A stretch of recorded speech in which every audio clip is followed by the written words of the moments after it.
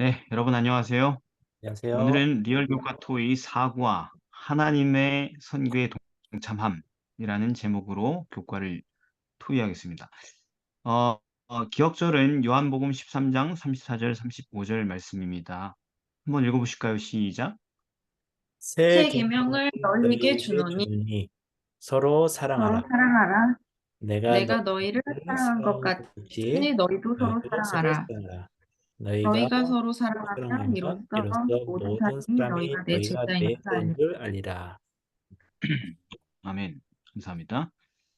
자, 이제 뭐 하나님께서 보이신 선교 모델도 연구했고 또 지시하신 선교 지시사항도 살펴보고 다 했는데 부르심에 대해서도 그럼 이제 우리가 여기까지 와서 뺄 수 없잖아요, 뒤로. 그죠? 아, 그렇구나 하고 뒤로 물러날 수 없잖아요. 잘 배웠습니다 하고 도망갈 수 없잖아요. 그죠? 네, 어떻게 해야 돼, 이제? 이렇게까지 배웠는데 해야 되잖아요. 해야 네, 네, 동참해야 된단 말이에요. 이제 동참하려 그러면 우리가 생각을 하죠. 그럼 내가 이걸 돈을 받았으니 해야 될 것 같은데, 그럼 내가 어떤 태도와 어떤 자격으로 어떤 준비를 통하여서 이런 일에 동참할 수 있을까?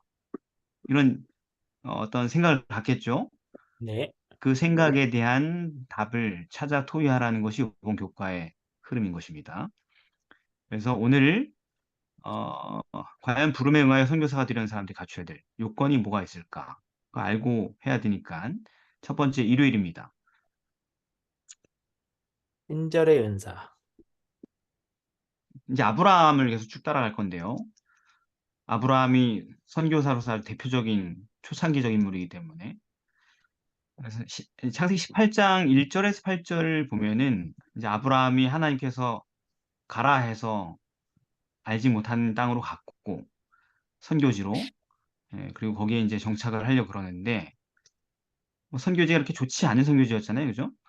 예, 쉽지 않은. 네. 근데 그 아브라함은 그런 소위 맨 땅에 헤딩하기를 하기 시작하는데 거기서 그 선교지에서 평소 어떤 식으로 선교하고 있었습니까? 18장 1절에서 8절을 한번 읽어보면 말입니다. 아브라함은 종이 엄청나게 많았던 네, 대부였고 그 지역에서의 대단한 어른이었는데 음, 문 앞에서 이렇게 항상 자기가 도울 사람이 있는지 자기 도움이 필요한 사람이 있는지 이렇게 보고 있다가 그렇게 자기가 도움을 줄 수 있는 사람이 나타나면은 정말로 본인이 그 사람의 종인 것 같은 자세로 그 사람에게 달려나가 가지고 그 사람들을 살피고 또 보살피고 그러니까 또 대접했었어요. 그쵸. 그러니까 뭐 할 게 뭐 있어요, 그죠? 낯선 곳에 와가지고. 그런데 그 사람이 택한 방법은 그 당시에서 사람들에게 권장되었던 예의 범절 중에 하나인 나그네에 대한 대접을 충실하게 한 게 그의 선교 사업이었던 거죠. 일상생활에서. 네, 그래서 자기 선교지에 살면서 자기가 마주치는 사람들이 있는데 그런데 그 사람들의 필요가 무엇인지를 알고 그 필요를 채워주기 위한 노력으로 선교를 시작했다라는 것입니다. 그래서 지나가던 그 여행자들 세 명을 보고 반응하는 걸 보니 뭐 원컨대 종을 떠나 지나가지 마옵소서. 아까 저기 다이가 얘기한 것처럼 자기가 처음 본 사람인데 대목장의 주인인데 종을 종이라고 표현하고 그리고 그 장막문에서 문에 이거 또 깨졌네 글씨. 어 신기한. 아 그래서 달려나가가지고 그죠? 그 사람들에게 다가가서 떠나가지 말라 하고 또 발을 씻어주고 그리고 급히 가서 최선을 다한 음식을 차려오고 막 밥 먹고 있는 동안 옆에 딱 서가지고 대기하고 이런 모습들. 그래서 어 이렇게 부지 중에라도 누군가를 만났을 때 그 사람의 필요를 채우는 것이 그의 선교 사업이었다. 자, 그런데 그 여행자들이 누구였어요? 우리가 알고 보니.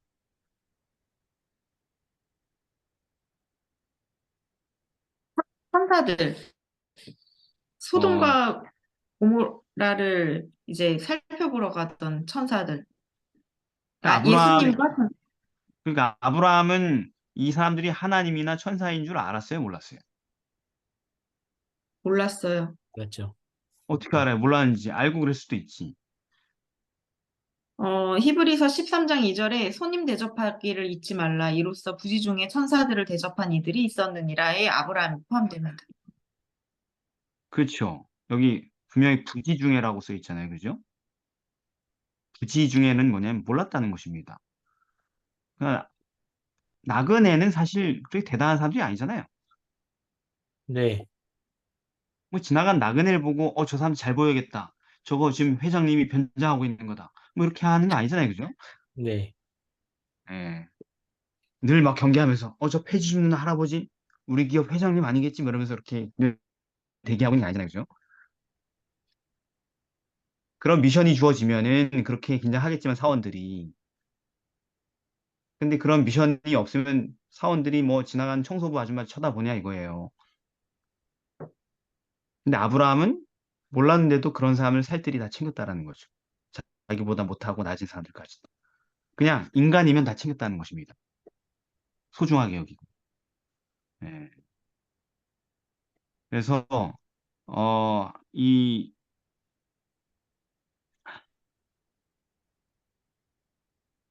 세상에 글씨가 다 깨져서 재조합이 됐어요. 전혀 이상한 글씨로. 그냥 이제 대충 감으로 해야 돼. 예. 이상한 이 에버노트 이거 안 되겠네. 자, 그래서 이 예수님께서도 그런 말을 하지요. 그 마태복음 25장에 보면은 세 가지 비유가 있잖아요. 재림을 준비하는. 근데 마지막 비유는 양과 염소에 비해서 예수님이 뭐라고 하셔요? 내가, 내가 힘들 때 너희가 내 필요에 따라 도와줬다. 그래서 너희는 천국에 들어갈 수 있다. 이렇게 하니까 그 사람이 뭐라고? 저희는 안 그랬는데요. 이렇게 얘기하죠. 언제 그랬냐고. 음. 너희가 이 지극히 작은 자 한 사람에게 한 것이 내게 한 것이다. 이렇게 얘기하시잖아요. 네, 그래서 이 성경에서는 이런 표현들이 많이 나오죠. 대접에 대한 얘기들. 감독이 되고 싶어도 교회에서 어떤 지도자가 되거나 이러려고 해도 항상 들어가는 이 소양과 항목이 뭐예요? 그 뭐, 남에게 대접받고자 하는 대로 대접해라. 나그네를 잘 대접하는 사람인가 이 사람이. 그죠? 네, 디모데전서 3장 2절, 디도서 1장 8절 계속 아, 나오죠. 네, 나그네를 잘 대접하는 사람이냐, 교회 지도자가 될 사람이. 항목이 항상 들어간다고. 나그네를 잘 대접한다고 뭐냐면은 지나가는 그냥 볼볼 넘 사람들에게도 소중하게 대하는가. 이거죠 말하자면. 그래서 예수님은 지극히 작은 자 하나에게 한 것이고 내게 한 것이다. 즉 부지 중에 이 일을 하고 있는 사람들이 그게 선교사라는 것입니다. 예수님께서 그 사역하신 방법에 대해서 엘렌 화이트 이런 얘기를 하시죠. 오직 그리스도의 방법을 사용하로서만 사람들과 접촉할 때 참성을 거둘 것이다. 근데 예수님은 어떻게 하셨냐? 사람들의 유익을 소원하는 분으로서 그들과 섞이셨다. 그분께서는 그들에 대한 당신의 동정심을 보여주시고 그 사람들의 필요를 따라 봉사하시고 뭐가 필요한지에 따라서 봉사를 달리하시고 그렇게 해서 신임을 얻으셨다. 그 후에 나를 따라오라고 명령하셨다. 그랬더니 사람들이 따라가요, 안 따라가요? 따라가죠. 따라가요. 이게 선교 사업이라는 거예요. 선교 사업이 무슨 독특한 아이디어를 내고 그럴듯한 뭐 무슨 계획을 짜고 이게 아니고 그냥 그 상대방의 필요를 따라 봉사하는 데서 선교가 시작된다는 것입니다. 하나님의 방식이라는 거죠. 그게. 그래서 여기 다른 말씀에 이런 얘기도 있어요. 개인적인 노력으로 사람들에게 접근해 갈 때, 성공을 거둘 것이다. 가난한 사람들은 뭘 받아야 돼? 가난한 사람. 필요에 따라니까. 뭐 먹을 거, 아니 생활할 그- 뭐 그죠? 생활비. 가난한 사람들은 구제를 받아야 되는 거죠, 말하자면. 병든 사람들은 간호를 받아야 돼. 슬픔을 당하거나 사별을 당한 사람들은 위로를 받아야겠고, 무식한 사람들은 가르침을 받아야 될 것이고, 경험이 없는 사람들은 경험에 있는 자의 권면을 받아야 돼. 친구가 없는 사람은 친구가 되어주고, 그죠? 네, 자기 얘기 들어줄 사람이 필요한 사람은 들어주는 사람이 되고, 우는 사람과 함께 울고, 기뻐하는 사람과 함께 기뻐하고. 그러니까, 어, 하나님의 이 방법대로 우리가 할 때, 우리가 설득력이 좀 부족하고, 논리가 부족해도 선교 사업은 이루어진다라는 것입니다. 결과가 나타날 수밖에 없다는 거죠. 누군가를 진리로 이끌 수 있다라는 것입니다. 예를 들어서 이런 얘기도 있어요. 학생들한테 엘렌 화이트이 권면한 건데, 그 당시 학생들한테 아름답고 분명한 곡조로서 찬미를 부를 줄 아는 학생들은 노래하는 전도자로서 많은 일을 할 수 있다. 음악적인 어떤 그런 필요를 느끼는 사람들에게 노래 불러줄 수 있다는 거죠. 저들은 슬픔과 고통의 흑암에 쌓여있는 장소에, 다 사람들이 그렇잖아요. 전부 다 침침하잖아요. 그죠? 네, 가가지고 노래와 밝은 햇빛을 전해주며, 또는 교회에 다니지 못한 사람들에게 찾아가 노래를 불러줌으로써 하나님께서 저들에게 주신 재능을 활용할 기회를 많이 갖게 될 것이다. 그러니까 노래 잘하는 재능이라는 게 선교사로서 굉장히 많은 기회를 얻을 수 있는 재능이라는 거예요. 뭐 제가 잘하진 않지만은 저도 며칠 전에 저희 교회에 오는 독거노인 한 분 계시는데, 거의 뭐 거의 살 날이 얼마 안 남으신 되게 연약하신 분인데, 그냥 덥석 찾아가가지고 방문해가지고 노래 하나 불러드릴까요? 이렇게 하고 뭐 좋아해요? 그냥 참미가 불러드렸어요. 참미가. 음, 참미가 불러주고 기도해주고, 그게 예배였어요. 그분한테는 왠지 그걸 좋아할 것 같아요. 너무 좋아하시더라고요. 그게 뭐라고, 그죠? 찬미가 하나 불러주는 게 뭐라고. 네, 그런 게 위로가 되는 사람도 있다라는 거죠. 네. 그래서 그 학생들한테 이렇게 얘기해요. 큰 길과 벽천으로 나가라. 이거 뭐지? 버스킹인가? 예, 예. 낮고 높은 사람들과 접촉하기 힘쓰라. 가난하고 부한 사람들의 가정에 들어가 기회를 얻는 대로, 그러니까 아무데나 다 가서 이건 먹힌다는 거예요, 노래는. 제가 찬미 좀 불러드려도 괜찮겠습니까? 이거 제가 했던 거랑 똑같은 거 여기 나왔는데. 예. 물어봐라. 그러면서 싫은데요? 이렇게 정색하는 사람 없다는 거죠. 그런 후에 마음이 부드럽게 되었을 때에 그대들이 하나님의 축복을 비는 짧은 기도를 드릴 수 있는 길이 열릴 것이다. 듣기를 거절하는 사람은 많지 않을 것이다. 노래 불러주겠다는데 싫다고 하는 사람들은 거의 없을 것이다. 노래를 불러주고 짧게 그 사람을 위해서 하나님의 복을 비는 기도를 드릴 수 있게 될 것이다. 노래만 한번 불러줘도 기도할 수 있게 된다. 그럼 뭐예요? 그러면서 뭐라 그러면 이렇게 얘기해요. 이런 봉사가 참 선교 사업이다. 이렇게 써 있어요. 놀랍죠, 그죠? 선교 참 별거 아니죠, 어떻게 보면. 또 어떤 사람들은, 과수원을 경작하는 사람들은 귀농한 사람들을 위해서 자기가 갖고 있는 농사 노하우를 가르쳐 주는 거. 이게 다 필요에 따라 봉사하는 수많은 형태의 선교 사업이 될 수 있다는 거죠. 이다혜 성도 같은 경우는 약사잖아요. 거기 온 사람 다 아픈 사람들이잖아요, 그죠? 뭔가 필요한 상담이. 근데 약사가 말 붙여주고 상담해주면 엄청 대단하겠죠? 이거 15,000원입니다. 가져가세요. 하루 3번. 뭐 이렇게만 얘기하면 그냥 약사지만 평범한. 거기 한마디, 한두 마디 더 첨언해서, 아, 그런데 아프세요? 제가 보니까 이런 약도 좋고, 뭐 이렇게 얘기하기 시작하면 굉장하게 되게 느껴지겠죠, 사람들에게, 그죠? 뭐지? 이 약사? 뭐 내 마음 훔쳤네, 뭐 이러면서 막, 난 여기만 올 거야, 이렇게 되겠죠, 그죠?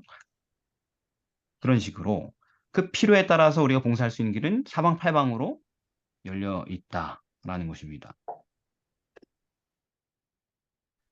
그래서 그것이 아브라함이 했던 최초의 선교 사업에 나타난 모습인 것이죠. 그게 선교의 시작이다. 자, 그래서 친절이, 그러니까 누군가가 도움이 필요한 사람에게 친절한 그것이 바로 선교사의 기본적인 요건이다. 두 번째, 월요일입니다. 모든 사람을 모든 사람을 사랑한 아브람. 사랑하라. 이건 이제 아까 18장 16절부터 25절까지잖아요. 그래서 이제 밥 잘 드시고 떠나가시는데, 가다 말고 하나님이었죠, 그분이. 그죠? 예. 그분이, 아, 참, 내가 그냥 갈 수가 없네 하면서, 뭐라 그래요? 내가 하려고 하는 일을 이 아브라함에 내가 숨기겠느냐. 그러면서 뭐라 그래요? 소돔과 고모라에 대한 얘기를 소개를 하잖아요. 네, 네. 네. 내가 사실 소돔과 고모라로 가는 길이었는데 너한테 숨길 수가 없네. 사실은 이 차 저 차에서 내가 가는 길이야 하면서 공개를 하잖아요. 그죠? 그래서 하나님께서 소돔에 대한 그분의 계획을 말씀하시니까 아브라함이 하나님이 내 뜻이 이래 이렇게 얘기했으면 아멘 하면 되는데 뭐라고 답변합니까?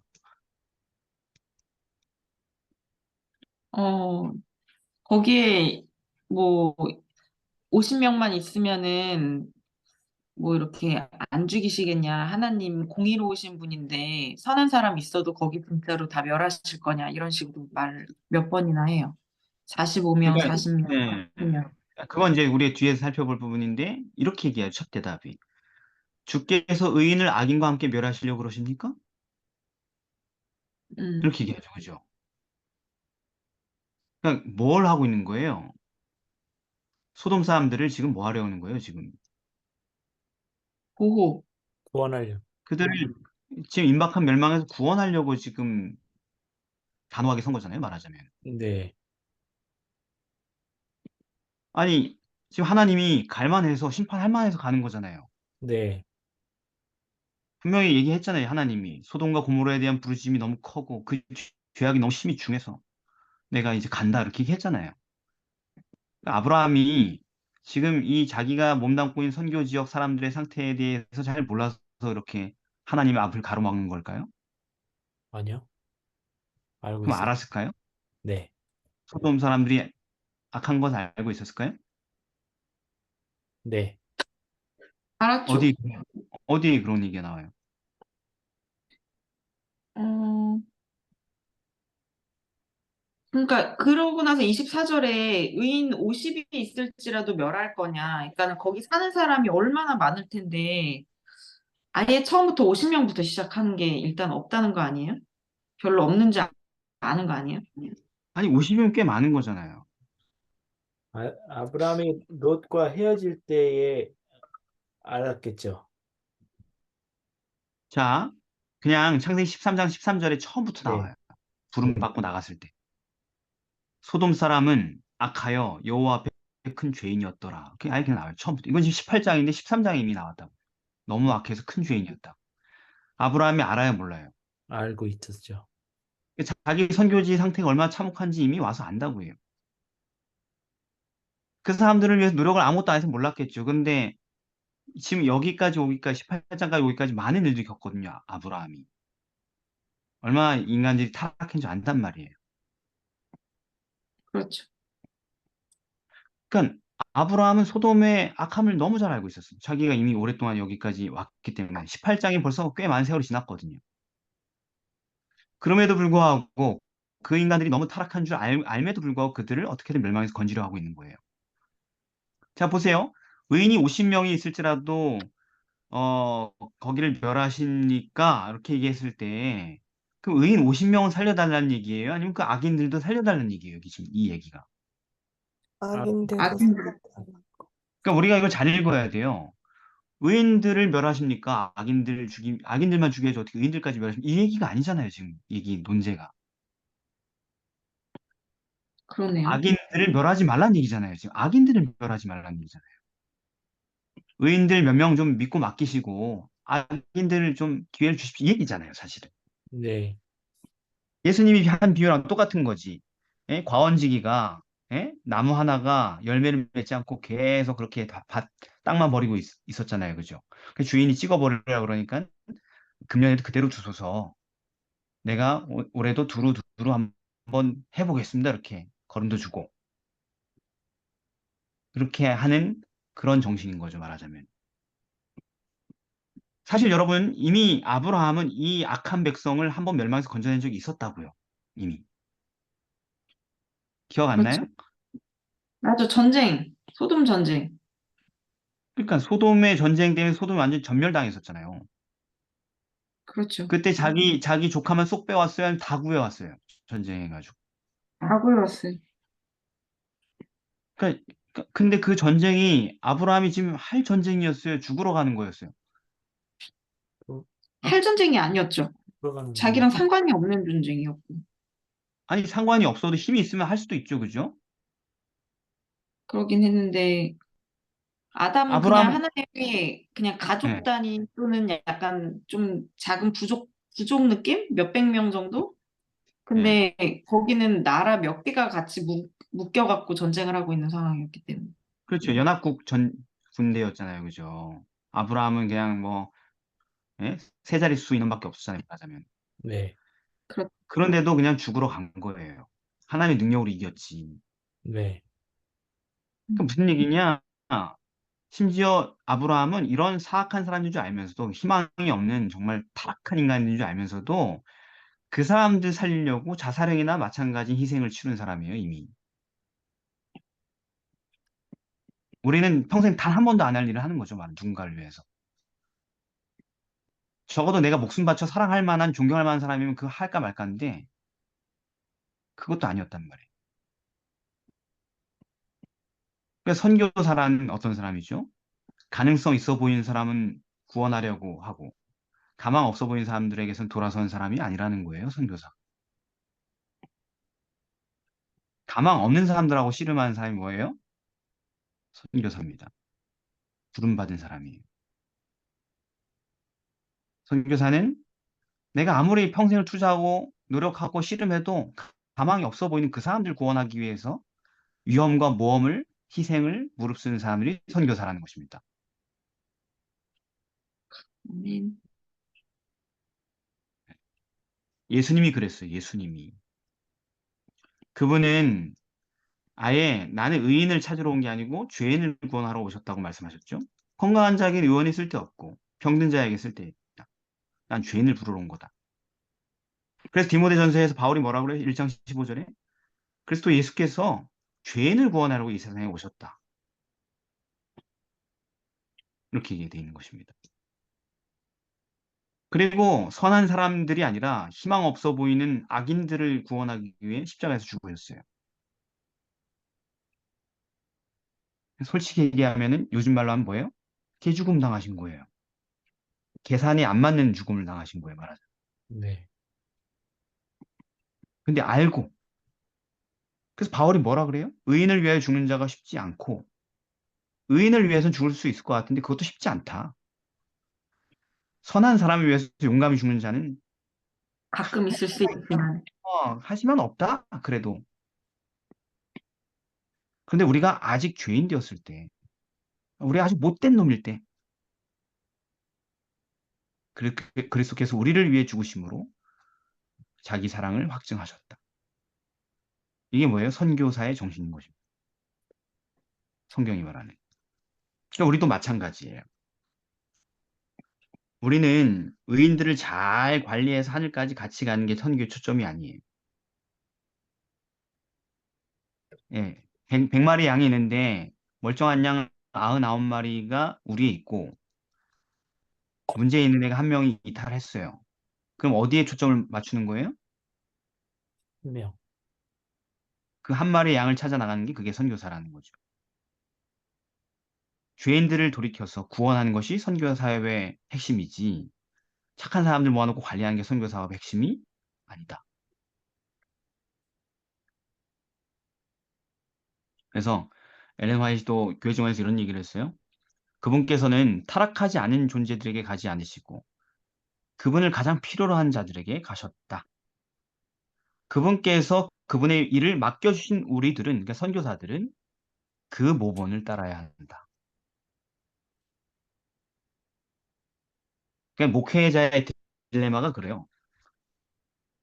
이 말씀을 연구해보고 또 예언의 신의 문헌들을 보면은 목회자는 뭐였냐면 이런 사람들이었어요, 원래. 기능이. 교회를 맡아가지고 거기서 씨름하는 사람이 아니고 잃어버린 사람들 찾아 끊임없이 돌아다니는 사람이 목회자였어요. 그래서 목회자가 원래 제도가 생긴 거예요, 우리 교단에도. 근데 지금 오늘날 우리 모습이 어때요? 관리자죠. 교회에 뭉쳐있는 그 사람들을 관리하는데 모든 에너지를 쏟도록 돌아가고 있잖아요. 그죠? 네. 왜? 그것을 요구하니까 다수결이. 성도들이 자기 생명을 자기가 유지하라고 하나님께서 얘기하시는데 선교사가 되라는데 그러지 말고 우리가 고용한 목사가 우리를 잘 계속 먹여 살려라. 이런 의도로 신앙을 하고 있기 때문에 그렇다는 겁니다. 그리고 솔직하게 얘기하면 목회자들 우리 입장에서 그게 편해요. 위험한 저 바깥으로 나가가지고 방황하고 돌아다니는 것보다 희망 없는 사람들 붙들고 씨름하는 것보다 예? 안정된 밭에서 사람 관리하는 게 훨씬 쉬워요. 짜증 나고 스트레스 받는다고 아무리 아웅다웅 해도 길거리 나가서 헤매는 것보다 쉽다고요. 이게 그렇죠. 뭐예요? 지금 오늘날 모습이. 우리 목회자 그룹의 이기심과 성도들의 이기심이 만들어진 합작품인 거죠. 음, 네, 둘 다 선교사가 됐어야 되는데 목회자도 성도들도 끊임없이 사람들 찾아 나가는 그래서 에너지가 거기에 갔어야 되는데 이게 서로의 이해관계가 맞아서 현재의 모습이 된 것입니다.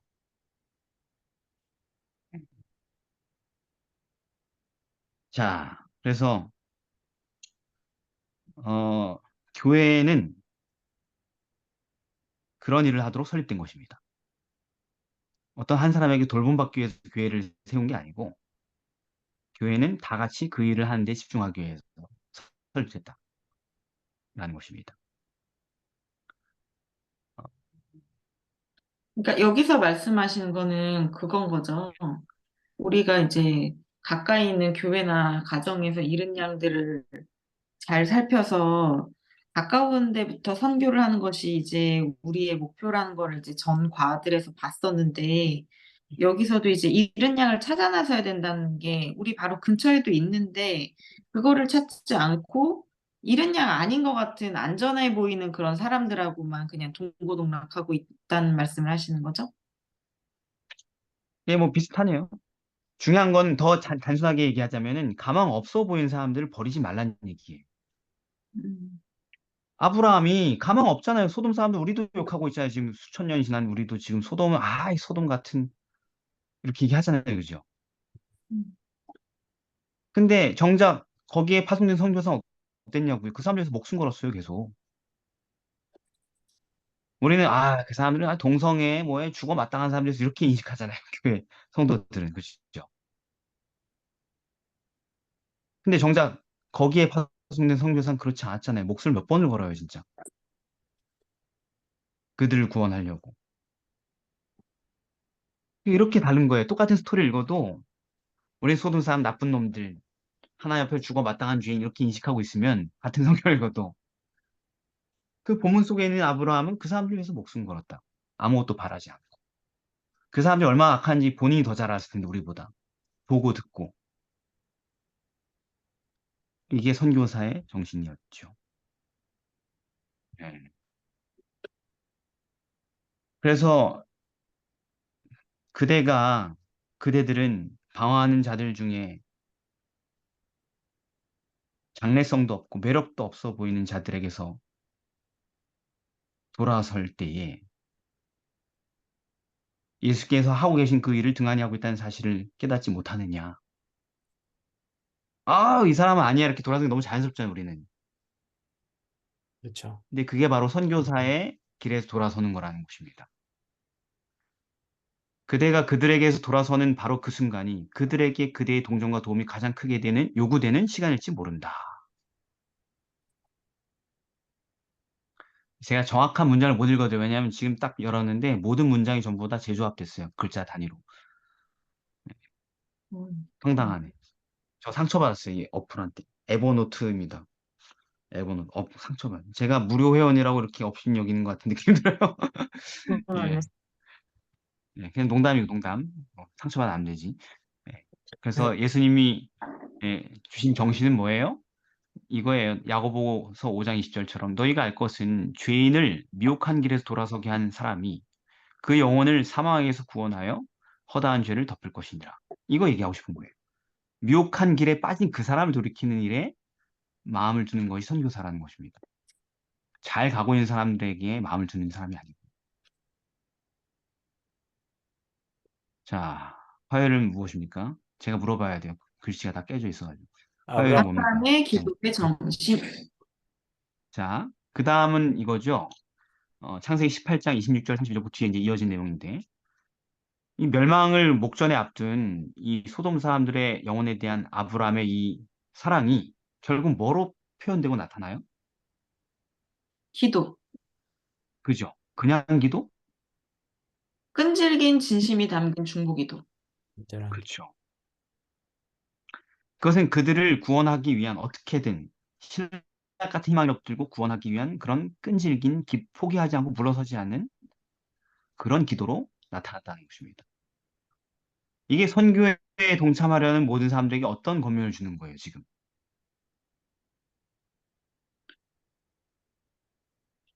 기도하라고.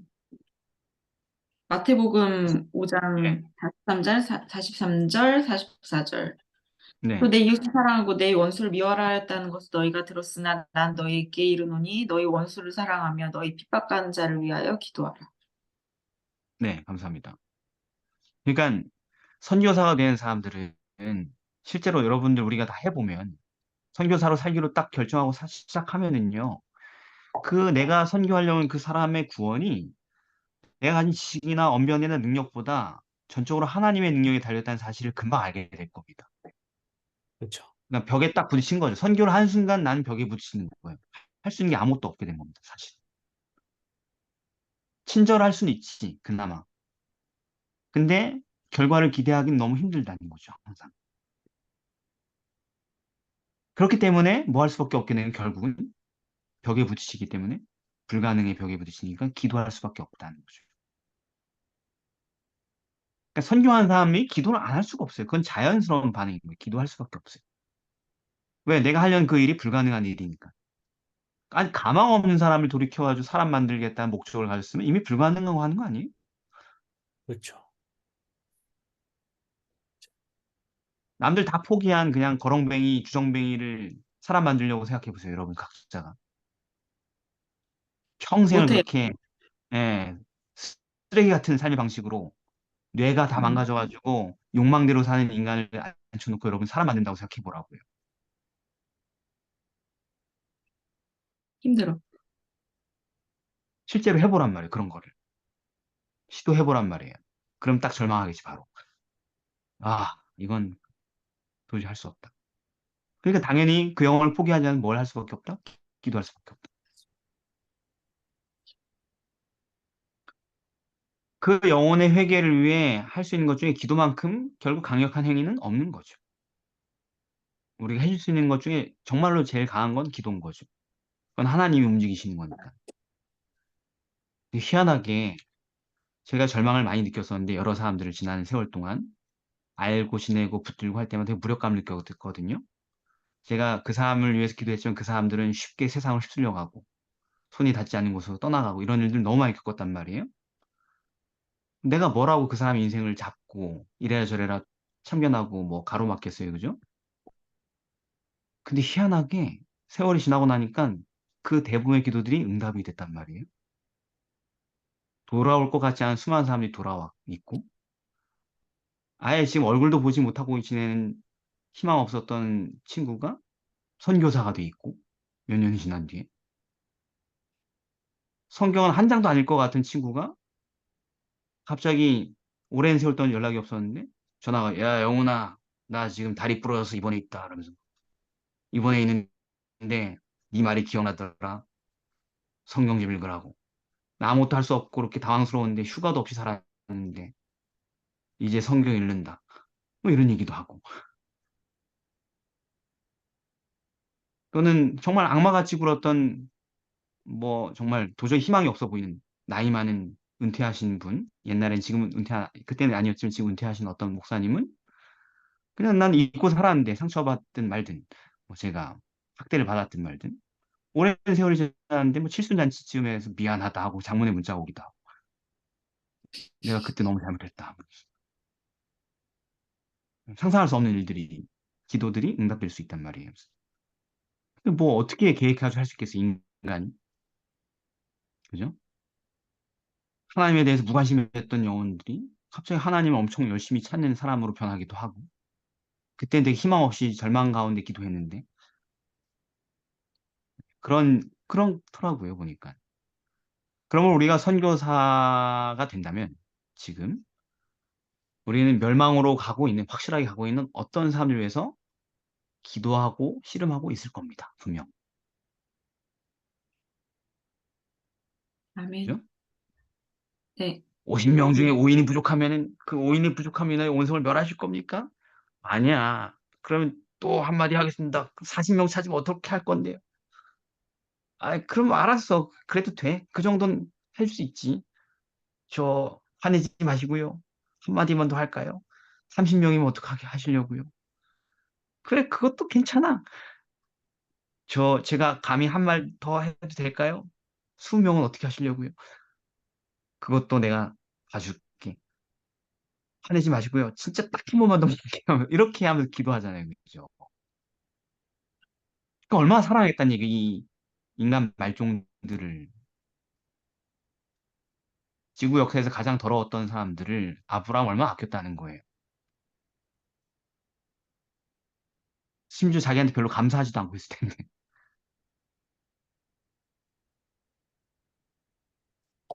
사무엘도 그랬잖아요. 악한 민족들을 위해서 나는 너희를 위하여 기도하기를 쉬는 죄를 여호와 앞에서 결단코 범치 않을 것이다.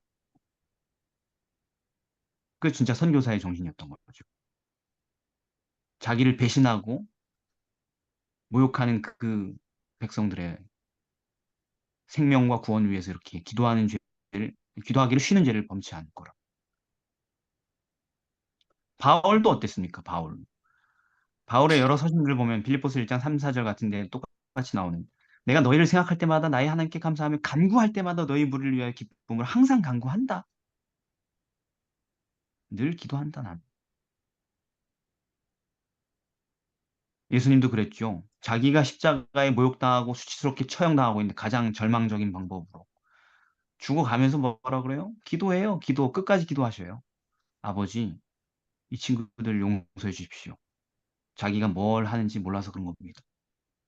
뭘 몰라 모르긴 다 알고 하는 거지, 그죠? 네.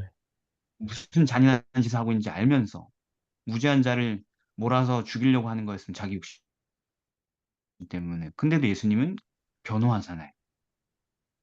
그 영혼을 살려달라고.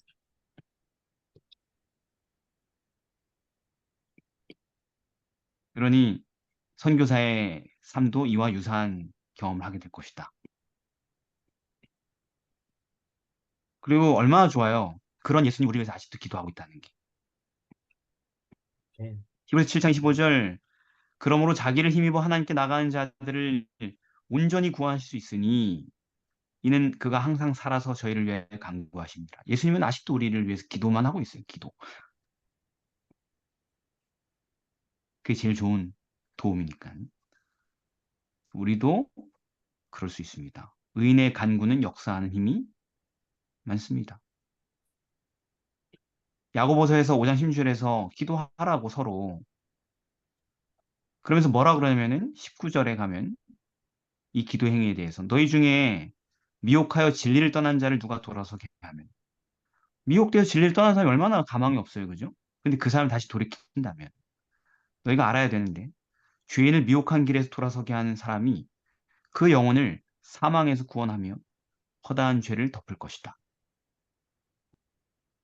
기도하라는 것입니다. 갑자기 이렇게 하니까 가만히 생각해 기도해 줄 사람 굉장히 많죠. 주변에. 그죠? 희망 네. 없고 절망적인 사람들. 하나님을 끝까지 반역하는 사람들 많잖아요. 그죠? 자, 수요일입니다.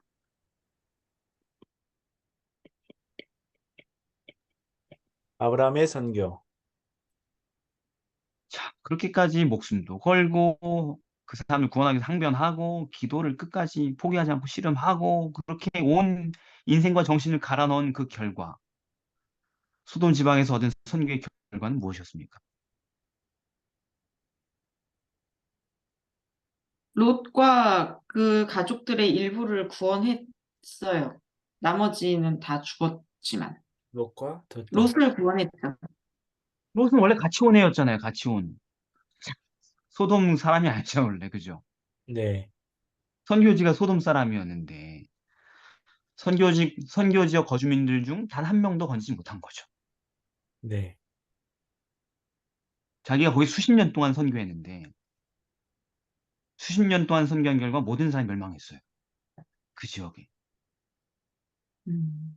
심지어 자기 친족 중에서도 롯과 그의 두 딸만 전부였죠. 네. 다른 친족들은 다 죽었죠, 그죠? 네. 심지어 그 엔딩도 좋지 않았어요. 장차 악의 사탄의 군대가 될 모압과 암몬이 거기서 탄생하게 되고 더러운 사건을 통하여서 이야기는 거기서 종결되게 됩니다. 롯의 이야기가. 그러니까 그게 아버지 술 먹여가지고 그렇게 해서 그런 민족이 됐다라는 게 뭐겠어요? 그 민족이 왜 그런 악한 민족이 됐어? 엄마가 나쁜 애들이니까 그렇죠. 소돔의 정신을 가지고 자식들을 교육했기 때문에 그런 거죠, 그죠? 그러니까 결국 아브라함이 얻은 선교의 결과물은 딱 한 명이에요. 다 죽고. 누구예요? 이삭? 롯. 롯밖에 없어요. 그것도 심지어 자기랑 같이 선교사 나왔던 사람 한 명밖에 못 꺼냈어요. 실제 선교지는 다 멸망했어요. 아니, 이럴 거라면 우리가 희생해서 선교하는 게 무슨 의미가 있어요? 평생 죽을 둥 살 둥 그렇게 자신의 삶을 다 갈아서 젊음을 다 바쳐가 선교했는데 다 이런 정도의 결과가 나올 거라면 우리가 이렇게 선교를 그렇게 고생하면서 인생을 그렇게 힘들게 살아야 할 무슨 이유와 가치가 있나요?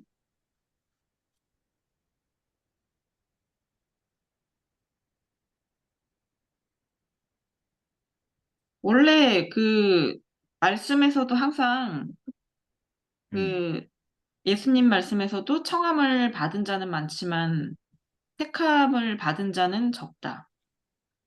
그렇죠. 그리고 네.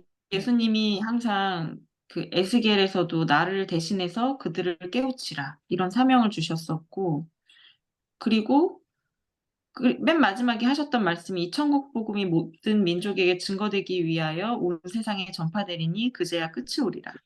그러니까 어차피 이미 정해져 있는 거죠. 모두에게 우리는 전파를 하는 일이 우리의 사명이고 그것을 전파하겠지만 그래도 그 중에 남은 자는 원래 별로 없는 게 정해져 있고 음, 그리고 그들을 그래도 구원하려면은 이렇게 전하는 일을 계속 해야 한다는 거? 아브라함의 그 선교, 소돔에서의 그 선교는 우리가 이렇게 뭐랄까 실패처럼 보이지만은 그 아브라함의 이 소돔 말고의 그 선교로 인해서 계속 저희가 있지 않나. 그렇죠. 소돔만이 아브라함의 선교지는 아니었죠, 그렇죠? 그렇죠. 네, 가나안 일경 전체가 다 선교지였으니까 네, 이렇게 완전히 참패한 곳은 또 여기고 다른 데는 또 그렇지 않을 수 있죠, 그죠? 네, 예, 그러니까 분명한 건 우리가 그거는 엄연한 사실이에요. 우리가 이렇게 노력한다고 우리 생각만큼 수많은 사람들이 예수님께 돌아오지는 않을 거예요. 그렇죠. 왜냐면 늘 그랬으니까 성경에서도. 예를 들면은 베드로전서 3장 20절에서 노아의 때도 그랬죠. 노아는 네, 120년 동안 고생해서 선교지에서 활동을 했죠. 그렇죠. 120년 동안 배를 지으면서 자기의 모든 걸 다 희생하면서 사람들에게 피를 토하는 그런 설교를 했잖아요. 그런데 노아의 날 방주 예비할 동안 하나님이 오래 참고 기다릴 때 순종치 아니하던 자들이라 방주에서 물로 말미암아 구원 얻은 사람이 몇 명뿐이니 겨우 8명이다 이렇게 얘기하죠. 전 지구에서 8명이 구원을 받았어. 노아의 사역을 통하여서. 그리고 베드로후서 2장 5절에서도 옛 세상을 용서치 아니하시고 오직 의를 전파하는 노아, 그러니까 선교사였던 그 노아와 그 7 식구가 보존된 거다. 그러면서 다시 6절, 7절에 소돔과 고모라 얘기를 또 하면서 같은 맥락으로 얘기를 하는 거예요, 베드로. 무법한 자의 음란한 행실을 인하여 고통당하는 의로운 롯을 건지셨다. 소돔에서. 거기서 한 명이었다. 이렇게 얘기하는 거죠. 그래서 로마서 9장 27절에서 바울이 뭐라고 그럽니까? 이사야를 인용하면서 이스라엘에 관하여 외치되 이스라엘 뭇 자손의 수가 비록 바다 모래 같을지라도 하나님 믿는다고 하는 사람이 바다 모래처럼 많을지라도 그리스도인들이 결국 그 중에서 남은 자만 구원을 얻을 것이다. 근데 남은 자가 뭐예요? 남은 자? 택함을 입은 자. 그렇죠. 그 택함을 입은 자가 뭐예요? 하나님의 계명을 지키며 예수의 증거를 가진 자. 그렇죠. 그리고 네. 또 혼인 예복을 입은 자, 뭐 이런 여러 가지 비유로 표현될 수 있죠. 네. 예.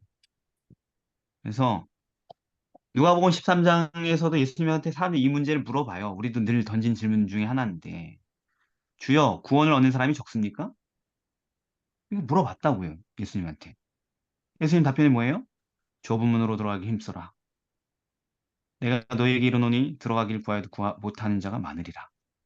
들어가길 구하여도 못하는 자가 많대요, 적대요. 저거요. 적다. 많으니라. 못 들어간 사람이 많다. 그러니까 좁은 문으로 들어간 사람은 반대로 뭐 어떻다는 얘기예요? 적다. 적다. 아, 예.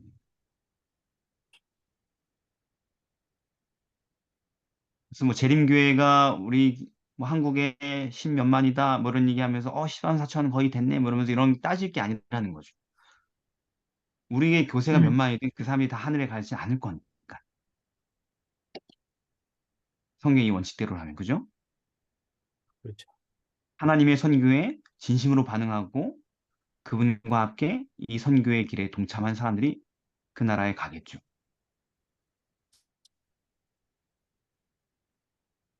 그죠? 네.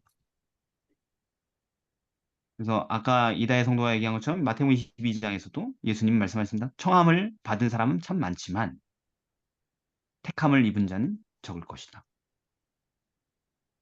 자, 그럼에도 불구하고 우리가 희생하고 선교하는 이유는 뭐겠어요? 지금까지 살펴보니까 이 본문들을 살펴보니까 노아 이야기나 뭐 롯 이야기나 뭐 등등을 살펴보니까 첫째는 뭐냐면요, 여러분 우리 자신이 그 선교를 통해 구원을 얻을 것이기 때문에 우리는 이 선교를 값지게 하는 것입니다. 아멘. 아이러니컬한 역설적이죠, 그죠?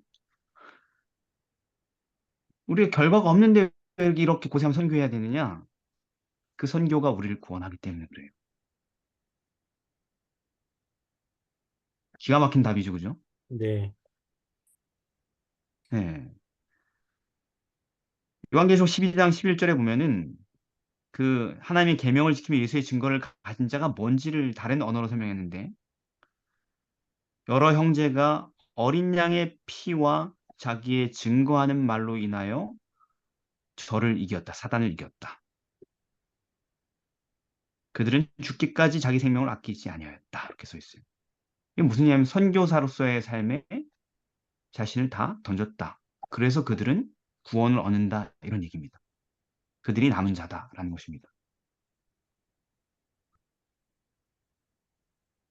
이 원리는 에스겔서에도 나와 있죠. 그죠? 인자야, 너 파수꾼이다. 가서 내가 시키는 대로 증거만이라도 하라. 어차피 다 안 들을 거다. 네가 하는 말. 그러나 혹시라도 듣는 사람이 있으면 그들은 구원 얻을 것이고 너도 이 일을 수행했기 때문에 네 영혼을 보존할 것이다. 네 생명을. 근데 네가 안전하면 사람들도 다 멸망하겠지만은 너는 그걸 안전했기 때문에 네가 선교사로 사명을 감당하지 않았기 때문에 너도 멸망할 것이다. 이렇게 얘기했죠. 그래서 우리가 선교에 힘써야 될 충분한 가치는 뭐냐면 그것이 바로 나를 구원하는 길이기 때문입니다. 할만하죠, 그죠? 아멘. 네, 뿐만 아니라 우리의 일평생이 헛되이 쏟아지는 것처럼 보일지라도 누군가를 나 아니라도 누군가를 구원한다는 거예요. 아브라함이나 또는 노아나 자기 외에 아무도 못 구원했나요? 아니요? 그렇죠. 소수지만 구원했죠. 예, 누군가를 반드시 구원하게 돼 있습니다. 선교사는. 우리가 선교사의 삶을 살면 누군지 모르지만 그 누군가는 반드시 구원하게 될 것입니다. 그 사람이 단 한 사람일지라도 내 평생 선교했는데 단 한 명의 결과만 있다 할지라도 그 한 명의 가치는 내가 평생 쏟아본 시간, 젊음, 희생 다 계산한다 할지라도 우리에게 넉넉한 보상으로 느껴질 것입니다. 아멘. 그 한 사람만 구한다는 말이죠. 충분히 가치가 있을 거라고요. 이렇게 희생하고 산. 그리고 또 한 가지는 뭐냐면요. 아까 우리 이다혜 성도가 인용한 말씀처럼 이 천국 복음이 모든 민족에게 증거되기 위해 온 세상에 전파되리니 그치야 끝이 오리라. 우리가 비록 많은 거절과 반대를 받을지라도 복음을 전함으로 우리는 더 빨리 나, 나 같은 사람 한 사람만을 위해서라도 이 땅에 오셔서 기꺼이 죽으신 예수님을 더 빨리 만나게 될 것입니다.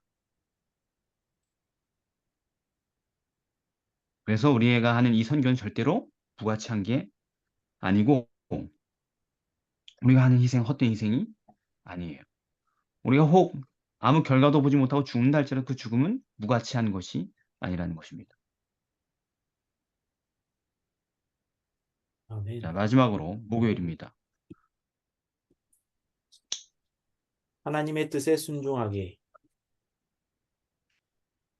결국 창세기 26장 4절 5절 정도를 보니까 아브라함의 생애를 볼 때 이 선교에 동참하는 모든 사람들이 배워야 될 단 하나의 공과가 있다는 사실을 우리가 알게 됩니다. 그게 무엇입니까? 하나님의 뜻에 순종하게. 그렇죠. 네 자손을 인하여 천하 만민이 복을 받으리라. 너 선교사의 후예를 통하여서 천하 만민이 복을 얻을 것이다. 근데 물론 그게 그리스도죠, 나중에는. 네. 이는 근데 왜 그러냐? 왜 이 선교사의 존재로 말미암아 온 세상이 복을 받느냐? 왜냐하면 아브라함이 내 말을 순종하고 내 명령과 계명과 율례와 법도를 지켰기 때문이다. 이 선교사가 하나님의 뜻인 내 뜻에 순종하는 생애를 살았기 때문에 그의 존재가 이 땅에 복의 근원이 될 것이다. 천하 만민에게 복이 될 것이다 라고 얘기하시고 그래서 히브리서 11장 8절 믿음으로 아브라함은 부르심을 받았을 때 순종하여 그러니까 그의 삶은 믿음의 순종으로 처음부터 시작돼서 믿음의 순종으로 끝나게 되는 것입니다. 그게 선교사의 배울 공과라는 것이죠. 하나님의 말씀에 대한 믿음의 순종. 그게 우리가 배워야 될 유일한 공과예요. 순종이 선교사가 배워야 될 단 하나의 공과인 것입니다. 그 순종이 우리와 우리에게 듣는 자들을 구원하는 하나님의 조건인 거예요. 디모데전서 4장 16절 네가 내 자신과 가르침을 삼과 이 일을 계속하라. 이것을 행함으로 그러니까 이 순종으로 말미암아 네 자신과 네게 듣는 자를 구원하리라. 그러니까 우리가 아무리 뭐 이것저것 하고 뭐 사업을 벌이고 그럴듯한 말로 호리고 화려한 쇼를 보여주고 해도 그 사람을 미혹 뭐 이렇게 유혹해가지고 교회에 입교시키는데 성공한다 할지라도 그게 사람을 구원하지 못한다고요. 네. 침례를 온갖 계략을 다 동원해가지고 인간적인 마음을 다 동원해서 한 100명씩 줘도 그게 그 사람을 구원하지 못해요, 사실은. 뭐가 구원해요? 내가 하나님의 뜻에 순종하는 그 삶이 내게 복음을 듣는 사람을 구원하는 거예요. 네. 그게 그 사람으로 하여금 살아계신 예수님을 그분의 십자가의 속죄를 믿게 하는 힘이라는 것입니다.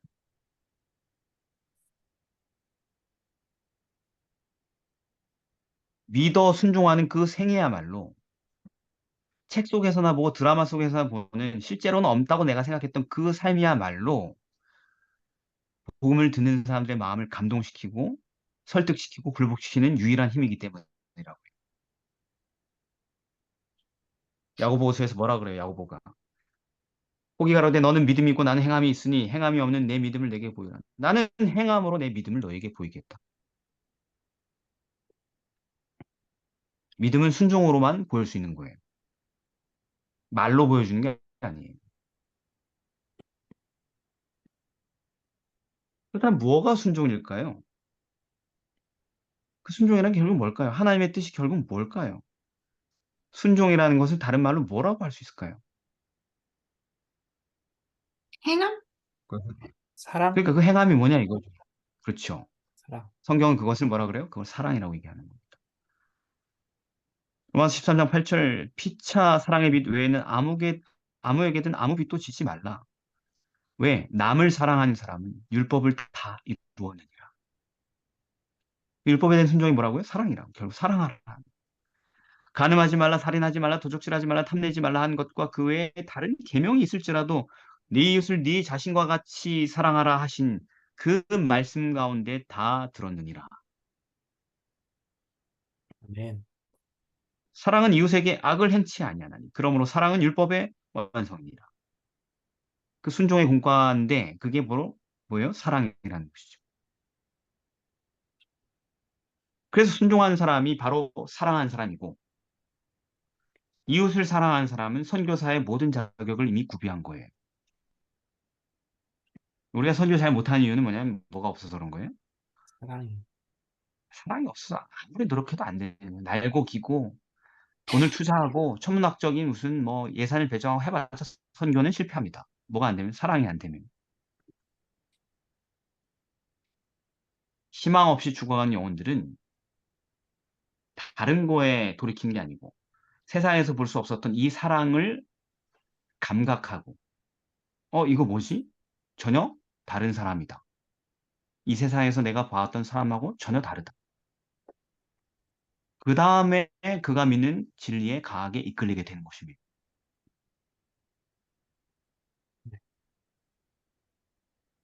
그래서 오늘 기억절이 결론이에요. 새 계명을 주노니 서로 사랑하라. 내가 너희를 사랑한 것 같이 너희도 서로 사랑해. 이거하고 선교하고는 다른 건 줄 알았는데 선교는 선교고 사랑은 사랑하는 건 줄 알았는데 예수님은 너희가 서로 사랑하면 이로써 모든 사람이 너희가 내 제자인 줄 알리라. 그 사랑하는 것이 곧 뭐다? 선교다. 라고 말씀하신 것이죠. 아멘. 결국 사랑하는 자, 하나님의 모든 뜻에 기꺼이 순종케 된 자, 그게 사랑하는 자죠. 그 사람들이 영생을 실제로 가지고 있는 사람들이고 이 땅에서 그리고 하나님의 참된 선교사가 되는 것입니다. 아멘. 예수께서 말씀하셨습니다. 누구든지 하나님의 뜻대로 하는 자가 내 형제요 자매요 모친이다. 그가 바로 선교사다. 그리고 이 세상도 그 정욕도 지나가되 오직 하나님의 뜻을 행하는 사람은 영원히 거하느니라. 요한일서 2장 17절 말씀. 근데 요한일서가 항상 하는 말이 뭐예요? 사랑하는 자는, 사랑하는 자는. 사랑하는 자는 영원히 거할 것입니다. 아멘. 이것이 우리가 살펴본 선교사들이 갖춰야 될 부분들인 것입니다. 아멘. 그래서 오늘은 하나님의 선교에 동참함이라는 제목으로 선교사가 되고자 부름에 응하는 사람들이 자기가에게 필요한 게 무엇인지 창세기의 본문을 통하여서 체크를 해봤습니다. 어때요? 갑자기 희망이 보입니까? 아니면 뭐 좀 가슴이 무거워집니까? 어떻습니까, 여러분? 좀 희망이 보여가지고 괜찮은 것 같은데. 음, 그럼 제가 너무 어둡게 가르친 게 아닌 거군요. 다행. 다행이네. 네, 좋습니다. 그러면 질문하실 거 있으면 이거 끝나고 받도록 하겠습니다. 네. 기도하겠습니다. 사랑의 아버지 하나님, 저희가 이 선교사가 마땅히 되어야 하고 부름에 응해야 되는데 저희에게 필요한 것이 뭐고 저희에게 없는 것이 무엇인지 오늘 심도 깊게 확인할 수 있게 하시니 감사드립니다. 아멘. 주님, 아멘. 말씀하신 모든 것들이 저희하고 판이하고 동떨어진 경험들임을 고백합니다. 저희는 친절하지도 않고 누군가를 위해서 목숨을 거는 일도 없고 구원하기 위해서 끊임없이 기도하고 있는 대상들도 별로 없는 사랑 없는 그런 사람들임을 고백합니다. 그러나 아멘. 주님, 인정하고 고백하며 주님께서 원하시는 대로 부름에 응하여 선교사 되길 원합니다. 저희에게 이러한 자격 요건들을 구비할 수 있도록 하나님의 은혜를 더하여 주시옵소서. 아멘. 오직 주님의 선물만이, 주님의 공로만이 이 모든 것들을 우리가 갖출 수 있도록 만들어 줄 수 있음을 믿습니다. 저희의 노력으로 이룰 수 있는 것이 아님을 알고 있습니다. 이 비루한 우리에게 은혜를 베풀어 주셔서 이와 같은 경험들을 가진 선교사로 변화시켜 주옵시길. 그래서 영원히 주님과 함께 있게 하여 주옵시길. 예수님의 이름으로 기도드립니다. 아멘. 아멘. 네.